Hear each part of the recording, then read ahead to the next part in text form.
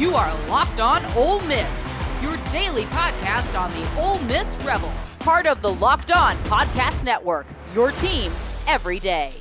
Thanks for making the Locked On Ole Miss podcast your first listen every day. We're free and available wherever you get your podcast, including YouTube. We're part of the Locked On Podcast Network, your team every single day. Hello, I'm Stephen Willis with the Locked On Ole Miss podcast, and I'm joined, as I am every Tuesday during spring, by Michael Katz from the Tupelo, Northeast Mississippi Daily Journal.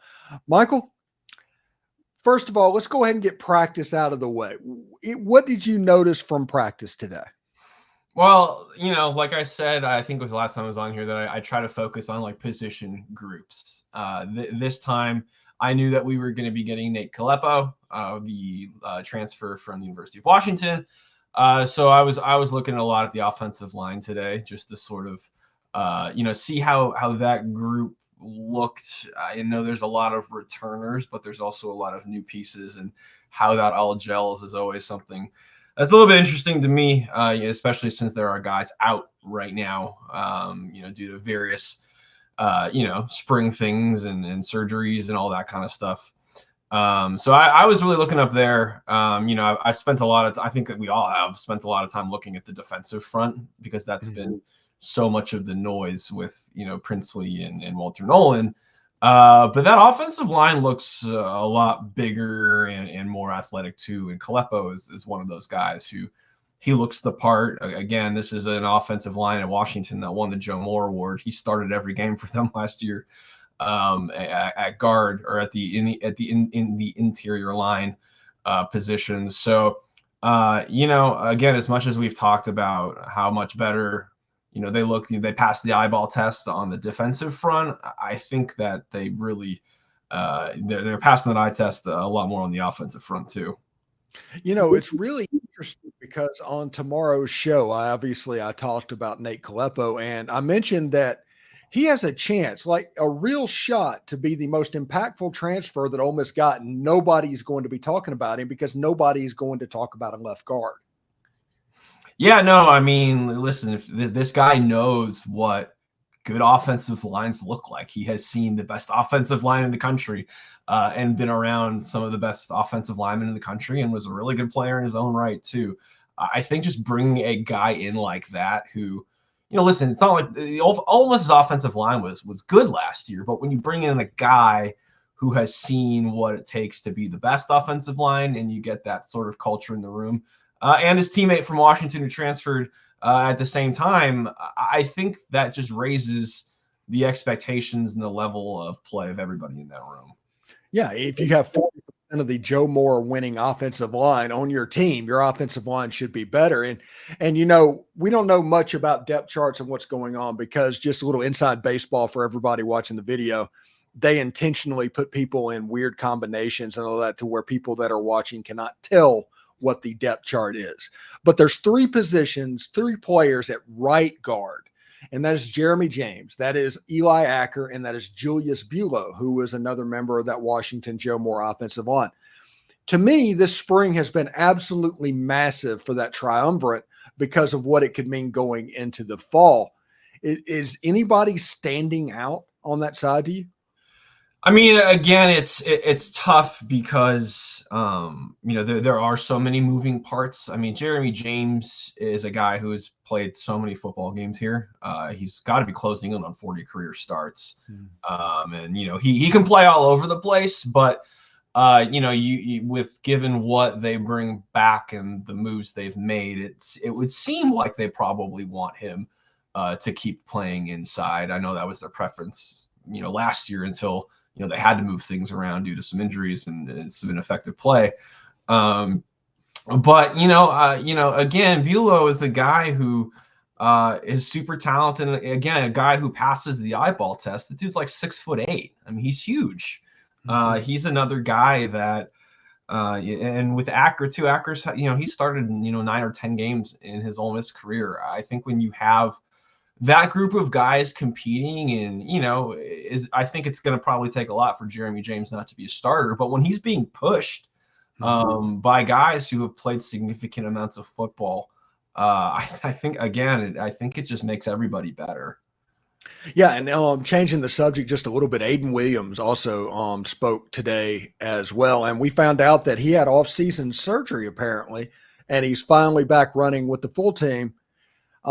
This is a couple of practices, but I think this is a big couple of practices for this young man, knowing that Deion Smith is coming in May, knowing that Juice Wells is going to start running around pretty soon, knowing all of that stuff. We know about Jordan Watkins. We know about Trey Harris. Ayden Williams has a very brief time for him to make an impact. And honestly, it's probably one more practice, because after Saturday, they're done. Well, look, and I mean, even his form is a guy who came in the same recruiting classes, and Caden Lee has stepped up and looked really, really good at times, and has really sort of propelled himself into some sort of role, whatever that looks like. We're not sure, but yeah, no, it was really interesting to talk to him to Ayden Williams today, because last fall during fall camp. And I know that can always be a little bit of fool's gold, but he was the talk of camp with the catches he was making and just how dynamic and explosive he looked. And then, when you find out that there was an injury that set him back a little bit, it all starts to sort of make a little bit of sense. And he did, I asked him, like, were there moments of frustration when, again, you were a guy who was dominating, in the fall, and it doesn't translate, and your playing time was sporadic. And he said, yeah, it's frustrating a little bit, but I think he understands like how good those other guys around him are. And I think the term he used today was that he was soaking things up like a sponge from Trey Harris and Jordan Watkins. And I know Dayton Wade was a guy who I think he said he was really close with as well. But yeah, I mean, listen, this is a guy who we know is absolutely talented enough to be on the field. We've seen it in practice. You're not a 4-star recruit if you don't have the skills. But there's a lot of guys in that room. I agree. I think that spring is big for him, and he doesn't have many opportunities left. And we'll see what happens in the Grove Bowl 7-on-7 and stuff if he sticks out there. But I agree. I think that we're going to learn a lot about him over the next couple of days. Thanks again for making the Locked On Ole Miss podcast your first listen of the day. Coming up after the break, we're going to talk about Lane Kiffin talking about the Grove Bowl games and how I have managed to change my mindset in regards to this. But right now, new customers can get $150 in bonus bets guaranteed. That's $150 win or lose. One of the things you can bet on is Ole Miss and their odds to make the 2024 college football playoff. Currently, the yes payout is at -122, which is about a 54% probability of happening. I thought that was kind of interesting, but that is not all. You can bet on everything from slap shots to home runs to slam dunks, all on an app that's safe, secure, and easy to use. What are you waiting for? Visit FanDuel.com/lockedon and make your first bet an automatic win. FanDuel, America's #1 sportsbook. Are you watching Fox News or ESPN on your TV all day and you have to turn down the volume with all the shouting? Make the switch to Locked On Sports today, a free 24/7 sports streaming channel programmed for you every single day to bring you the biggest stories without all of the screaming. Locked On Sports Today brings you can't miss analysis, opinions, and news, streaming 24/7 on the YouTube or the free Amazon Fire TV channels app, part of the Locked On Podcast Network, your team every day. All right, we're going to change gears a little bit, Michael, and start talking about the Grove Bowl games. And I'm just a little heads up. Whenever this first got announced, it was a shock to my system because I am a football guy. I'm a football junkie. And whenever I look at stuff, I genuinely look at a spring football game because there's stuff that I can get out of it matchups wise that other people might not be looking at. So whenever that got taken away, I was like, whoa, what is going on? And I went through a whole disappointment phase. And it took me about 48 hours to process what's going on, like the 7 stages of grief or whatever you want to call. And then I realized, oh, this isn't about football at all. This is 100% about recruiting. And Lane Kiffin is about to build a fair circus-type atmosphere, bringing high-ranking recruits on campus, and they get to watch the Ole Miss football team have fun at a practice. Yeah, I mean, it is weird. I mean, listen, how many times have we, for entire off seasons, SEC Network has shown Alabama's A Day and all these different spring practices from places, but times are changing, and I've, listen, people have a lot of thoughts about Lane Kiffin, but he is on the cutting edge of things, and he thinks outside the box, and that's something that the program takes a lot of pride in, and I think that. Listen, and Lane said this today. You don't always learn a ton from spring games. There's always the chance for injuries, and of course, that's with any sort of football activity. That it's not just scrimmage related. But I also think that he understands that if you put guys, listen, we just talked about not wanting to have a depth chart, right? If you are playing guys in certain situations, the portal's opening up pretty soon. I don't think you necessarily want to have guys thinking, oh, where do I stand? Am I a starter? Am I a backup? Why am I on this team? I'm playing with this guy. And maybe you don't want other teams to be able to see that kind of stuff either. So I do think there is a little bit of gamesmanship when it comes to that. But also, if you're not going to go the traditional route, why not make it a spectacle, a dunk competition, 7-on-7. I think he said there might be stuff with fraternities and sororities. I don't even know what that means. And then on my Discord channel, somebody's talking about that they heard rumors, by the way, because we've hit that phase of the week. That Lane Kiffin is going around to the sorority and fraternity houses and recruiting people to participate in the hot dog eating contest or something like that. Okay. And then this all, of course, leads back to the biggest news of the day, the hot dog eating contest. And there will allegedly be, the GOAT. The GOAT of hot dog competitive eating in general. Lane said that Joey Chestnutt is going to be on the premise. So, listen, it's going to get people in the stands. It's going to get people amped up. Listen, the spring game, it doesn't always there's certain places where you're always going to have a packed house, right? Ohio State's always going to be packed for their spring game. Alabama's always going to be packed. If you're not one of those places that it's a slam dunk that you're going to get a full house, make it interesting so people show up too. What is the number attendance wise that makes this worthwhile? That's a good question.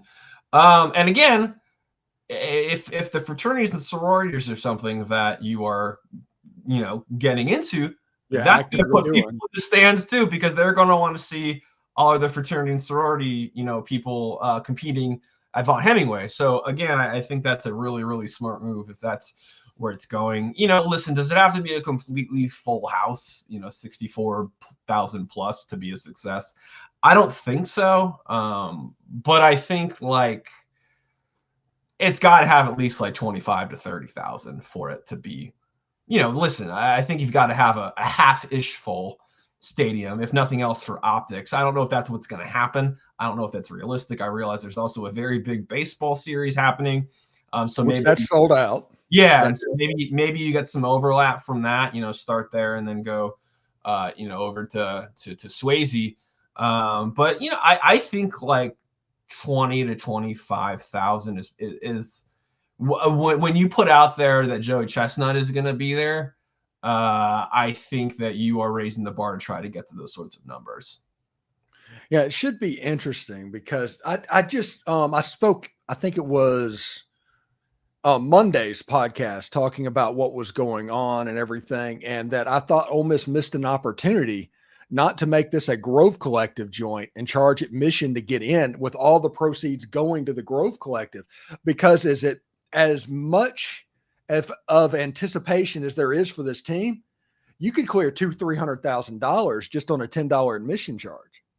Yeah, no, I mean there is definitely an opportunity for some revenue there, but at the same time, I think part of what makes spring football so exciting for people is that it's free. It's a chance to go there for free and to spend a Saturday in a stadium without having to worry about how much it might cost. Now, let's be honest, spring games, it's not like it was going to be expensive anyway. Yeah. But people will always take free over any amount. Yeah, absolutely. Oh, so we've got one more practice left. What do you think is going to happen? What should be the storylines getting ready for this field day? Well, I mean, I know it's not going to be a traditional scrimmage, but I really want to know what like the running back thing is going to look like, at least while we're out there and in 7-on-7, because that's a very thin room at the moment in terms of guys being hurt, guys who left.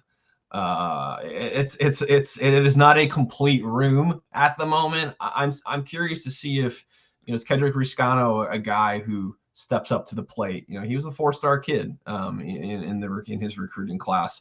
You have to think there's opportunities for him. Ulysses Bentley hasn't been out there. Obviously, Logan Diggs hasn't been out there. I think there's opportunities for somebody to listen. Are they going to be the starter? No. There's the portal's going to reopen. And Ulysses Bentley, is a really productive back and has been a lead back when he was at SMU before. I don't know if anyone's going to be the lead guy, who's going to be out there over the next couple of days. But I do think there's an opportunity to sort of, cement some sort of role if things go right. What is going on at the Northeast Mississippi Daily Journal this week, bud? Well, as you have, depending on where you stand, some people are very happy that baseball was postponed today. It is pouring here currently. Baseball's in an interesting spot right now, but they got a big week, big weekend series coming against our rival Mississippi State. So we will be all over that. I'm still on Joey Chestnutt. I'm doing like a version of like, this is like my flight tracker, right? This is when people follow coaches. I'm determined to figure out if Joey Chestnutt is for sure. I need confirmation that the King is going to be here.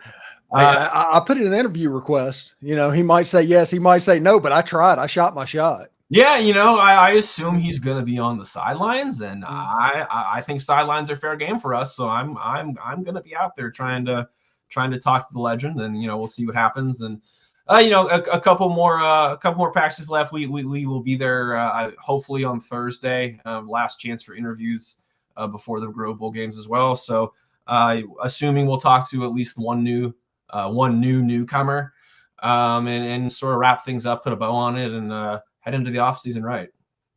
All right. Thanks again for making the Locked On Ole Miss podcast your first listen every day. We're free and available wherever you get your podcast, including YouTube. We're part of the Locked On Podcast Network, your team every day. Michael Katz, Northeast Mississippi Daily Journal. Thank you, buddy. I'll talk to you later, man. Thank you. Appreciate you.